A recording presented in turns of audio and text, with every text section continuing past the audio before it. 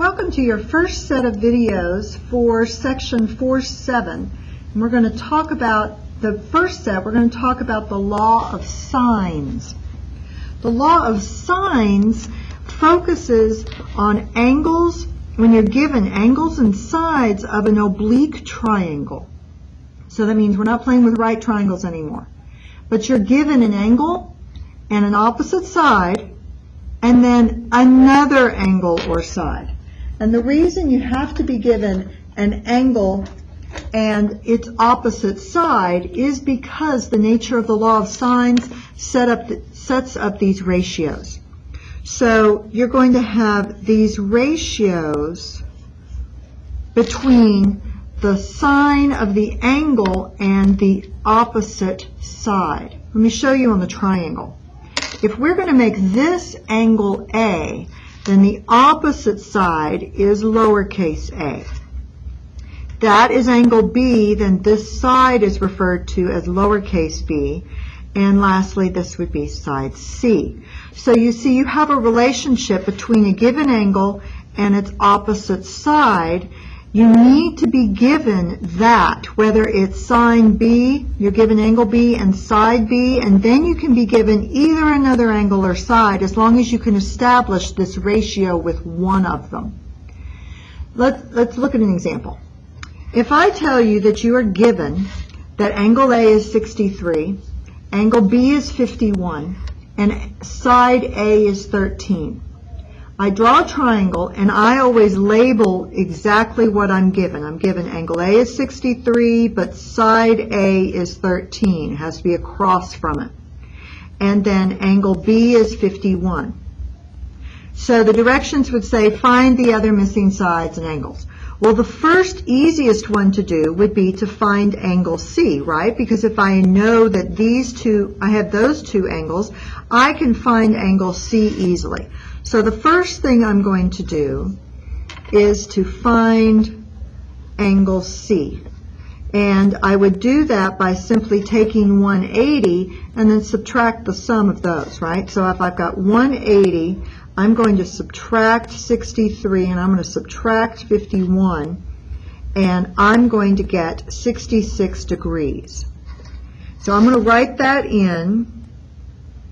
That's one of the ones I calculate. I'll write that in green. Now the next thing to do would be to find these two sides. One of them is side B and one of them is side C. So that would be the second thing. Second thing to locate is I'm going to find B and I'm going to find lower C. Now to do that, I need to look at my triangle. If I want to find B right here across from angle B, I know that I can establish this ratio up here, and it doesn't always have to have the angle on top. Here I want to find B. I can flip that around. Let's flip it around and put, so if I want side B, I'm going to put that over sine of angle B, which is 51 degrees. Equals, what do I know? I know this relationship between A. So I know that A is 13 and angle A, so the sine of 63. Let's go ahead and set up C here. I want side C, which is over here on this side.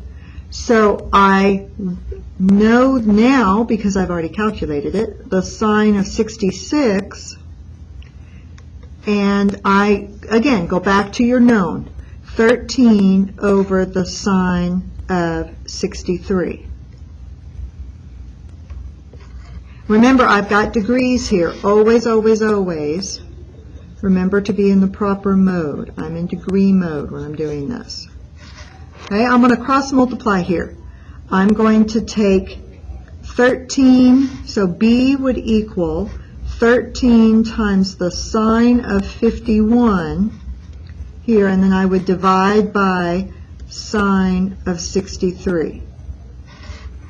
I find that B is equal to 11.34.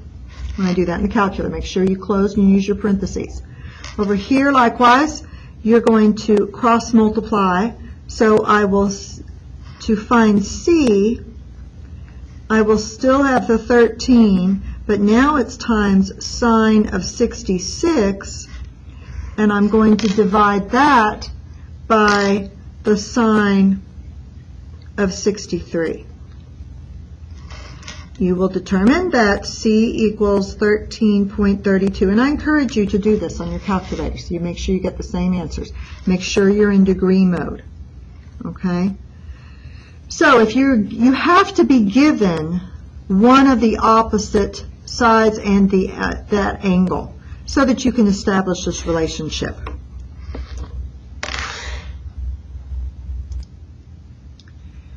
Now I'd like to talk about what happens sometimes when you're given information about a triangle, because what I gave you up here, I gave you two angles and I gave you a side, and we were able to find the solution. We were able to find one solution where I could get the other angle and I could get the other sides. But sometimes when you're given information, you can't make a triangle, or you get one solution like we did up here, or there are actually two triangles that you can make with the same information. For example, let's look at some of these details.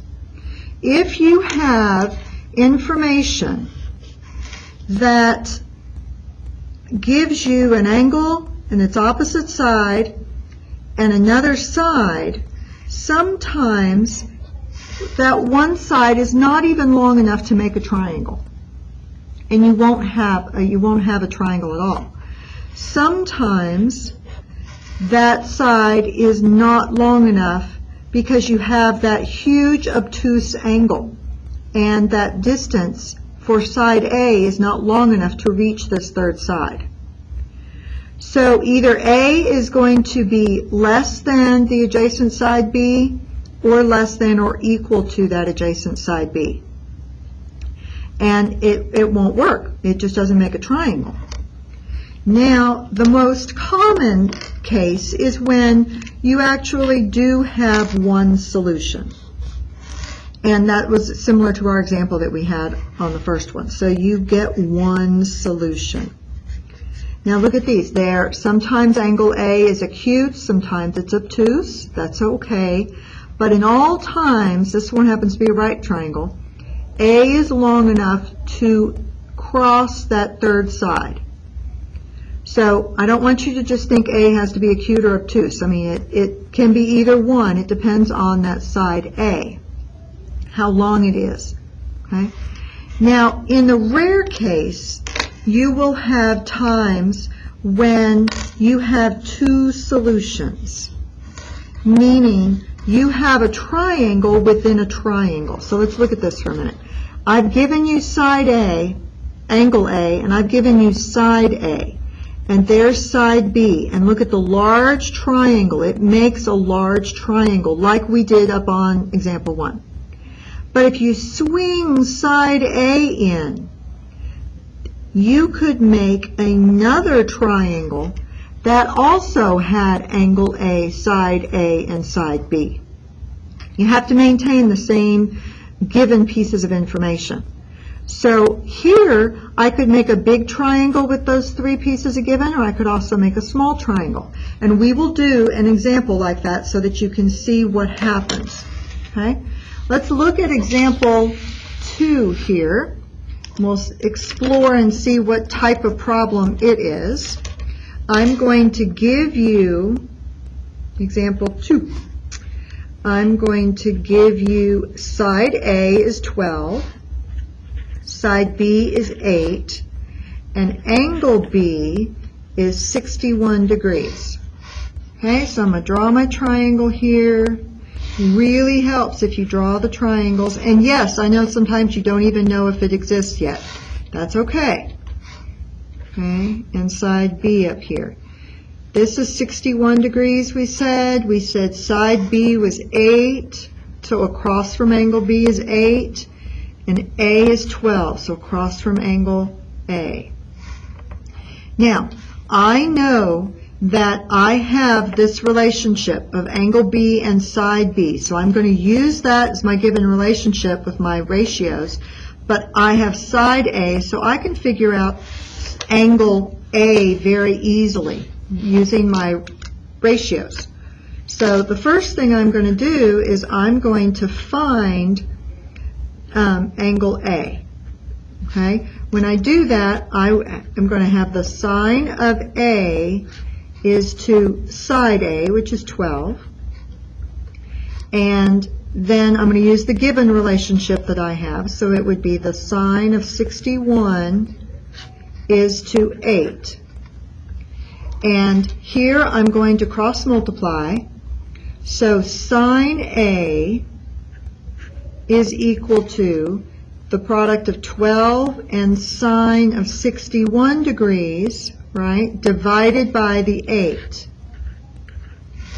When you do that, you're going to get 1.3119. Okay, that's fine, except now I want A. So remember, if you want your theta or you want the angle, you have the sine value, you do the inverse. So to get angle A, I would do the inverse sine of 1.3119, and that doesn't exist. Okay, that won't exist, that doesn't work. You try it, see what happens. Let's look on the calculator. Let me make sure I'm in the proper mode here. And degree mode. All right, if I do inverse sine of 1.3119, okay, it doesn't work. I mean, it will tell you that doesn't exist. And you know it doesn't exist. So the triangle doesn't exist. You know it doesn't exist, that's greater than 1. So that is one of these instances. Yes, my triangle worked, but I hadn't drawn the measurement. I hadn't seen, and this side's longer, right? So typically, this side would not have been long enough to reach. This side would not have been long enough to reach down here. Okay, it doesn't exist. Not long enough. Now, let's try another example. What I'd like to do is, I'm just going to introduce this, and then we're going to work this out in the second video. This is example 3, and this is the last example in this particular lesson. But you're going to be given that angle A is 38 degrees. So let's write that in. We're given that side A is 8, and we're given that side B is 10. Now I want to know how many triangles I can make with those 3 pieces of information, and we will do this in the second video. See you then.